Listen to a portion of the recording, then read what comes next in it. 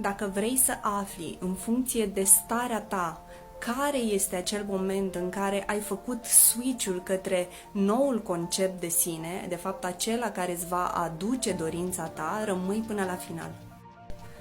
Atunci când starea ta devine una detașată și nu te mai gândești atât de mult la dorința ta, nu-ți mai faci atât de multe scenarii, nu mai analizezi atât de mult toate lucrurile care s-au întâmplat sau care se vor întâmpla, atunci când efectiv reușești să te detașezi și să creezi acel spațiu de care este nevoie pentru ca dorința ta să intre în viața ta, atunci este momentul în care știi cu adevărat că te afli în starea de a atrage ceea ce îți dorești, da? În acea stare magnetică.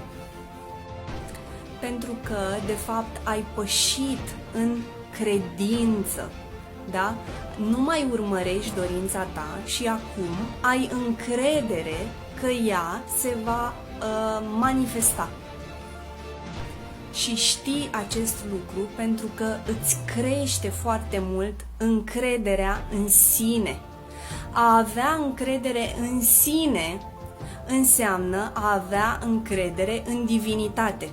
Iar a avea încredere în divinitate înseamnă, de fapt, a avea încredere că divinitatea îți va livra dorința ta.